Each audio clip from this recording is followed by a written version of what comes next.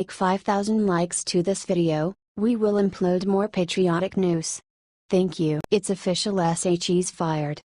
Megyn Kelly left Fox News earlier this year and signed on to NBC with the highly anticipated news magazine show. However, Kelly has been struggling in the ratings from the start, and after last Sunday night news show's ratings plummeted, she has learned its fate. Daily Mail reported that Sunday Night with Megyn Kelly has been cancelled, as it is due to wrap up 2 episodes earlier than expected on Sunday when her interview with comedian Ricky Gervais premieres. Though the show may return next summer after the Winter Olympics, that will likely only happen if Kelly manages to survive in the morning show world at NBC. While her evening show is over, Kelly still is hanging on by a thread at NBC, as her morning show Megyn Kelly Today is set to premiere at 9 a.m. on September 25. The show's moniker will be revealed to NBC staffers today during internal meetings. NBC insiders say the show will be in front of a live studio audience, and Kelly is already filming live segments. Megyn is already shooting for the morning show. She was just on the West Coast for a shoot on Tuesday, a source said. Kelly has struggled to find a fan base at NBC, as many conservatives are angry with her for abandoning Fox News. Meanwhile, her Fox News past means she's too conservative for a lot of liberal viewers to like, so she's found herself in a purgatory situation that has caused her ratings to nosedive.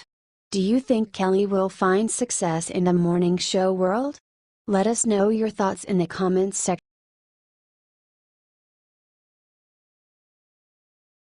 Breaking: Trump fires Reince Priebus, announces replacement. Breaking news: President Donald Trump has officially fired Chief of Staff Reince Priebus and replaced him with Homeland Security Secretary John Kelly. The decision comes after a week of drama in the White House with the appointment of Anthony Scaramucci as the communications director. Priebus was not happy with Scaramucci's appointment from the beginning.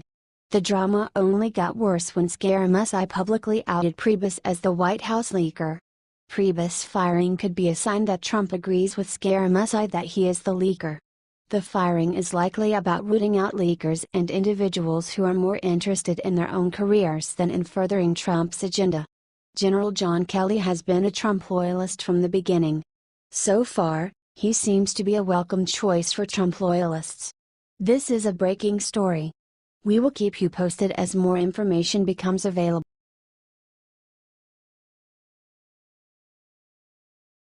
Trump slams Mayor de Blasio during NYC visit. Watch how Nip reacts. President Donald Trump headed to Long Island, New York on Friday to discuss his crackdown efforts on violent gang activity, specifically targeting the ultra-violent Honduran gang MS-13.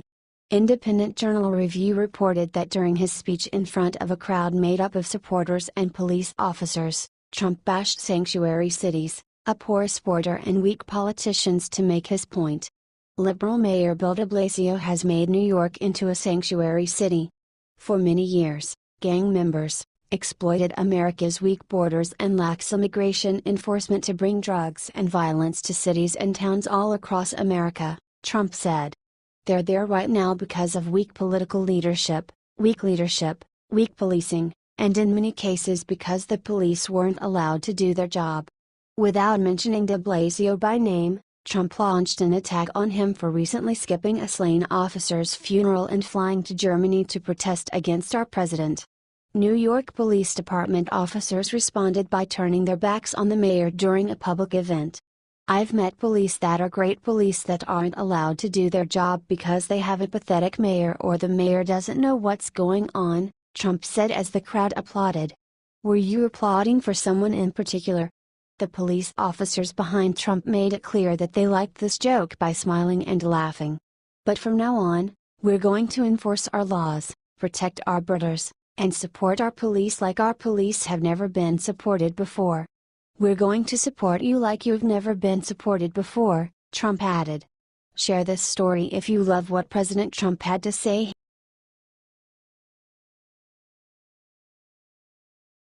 Breaking: Clinton investigator found dead with bag over head. Back in May, A GOP operative who was investigating Hillary Clinton and trying to obtain her missing emails was found dead in what police say was a suicide. However, chilling new details have been revealed about his death that now have everyone talking. Young conservatives reported that Peter W. Smith, 81, was found dead in a Minnesota hotel room with a bag tied over his head and an apparent suicide note by his side. In the note, Smith apologized to authorities in all capital letters and said that no foul play whatsoever was involved in his death. He went on to say that he was taking his own life because of a recent bad turn in health since January 2017 and timing related to life insurance of $5 million expiring. However, even the local chief of police admitted that committing suicide by tying a bag over one's head is quite unusual. Last year, Smith had assembled a team and tried to obtain Hillary's 30,000 missing emails from Russian hackers, who he was convinced had the documents. He said that his team had found 5 hacker groups, 2 of which were Russian, that had the emails.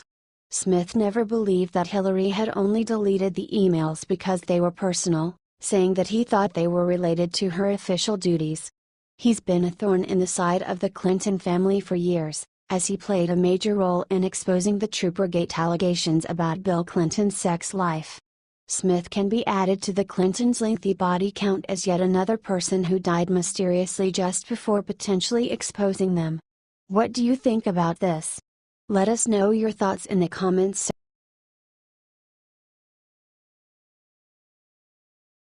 Michelle Obama claims she's a sex symbol - immediately gets shut down. Since Melania Trump became First Lady, she has been heralded as one of the most beautiful and most elegant women to hold this position in decades. Perhaps this has come as a clear blow to Michelle Obama's ego, and she's responded by launching a truly humiliating campaign to try and make herself look like a sex symbol. Freedom Daily reported that during a recent interview in which she boasted about her many accomplishments as First Lady, Michelle claimed to be America's sex symbol and claimed that she has issues simply walking down the street because men can barely contain their lust at the mere sight of her. As I got older, I found that men would whistle at me or make comments about how I looked as I walked down the street, Michelle said, adding that she was regularly catcalled wherever she went. As if my body were their property. As if I were an object to be commented on instead of a full human being with thoughts and feelings of my own. Yeah, sure, Michelle. Twitter users immediately fired back to let Michelle know that she is anything but a sex symbol. More like an abstinence symbol, I think, one user wrote of Michelle. Her poor attitude and condescending arrogance is a symbol for abstinence. A person's charm is what attracts. She is disgusting. Every parent of a horny teenage boy should make certain he has a picture of Michelle in his wallet next to the Trojan, another added. She is a sex symbol. A symbol for not wanting sex. Pictures her every time you look at someone and you definitely won't want sex, one person wrote. First, if she's a sex symbol, what does that make Melania? And in all seriousness, she could be the most beautiful person on the planet, but to me, she's ugly on the inside, another user said. Share this story if you agree Michelle is not a sex symbol.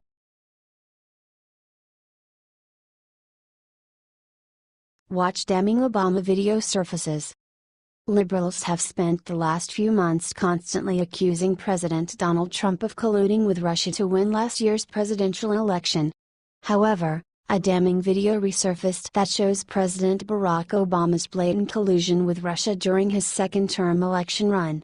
Footage has just resurfaced of Obama telling the Russians, "This is my last election, after my election, I have more flexibility," as he was running for re-election in March of 2012. This was caught on camera when a live microphone picked up his whispered conversation with then Russian President Dmitry Medvedev. "This is my last election," Obama said. "After my election I have more flexibility. I understand," Medvedev said. "I will transmit this information to Vladimir." This is particularly hypocritical when you remember that in October of 2016, Obama slammed Trump for his continued flattery of Mr. Putin and the degree to which he appears to model many of his policies and approaches after those of Putin. This video making the rounds again is the last thing Obama wants. Share this story so we can expose him.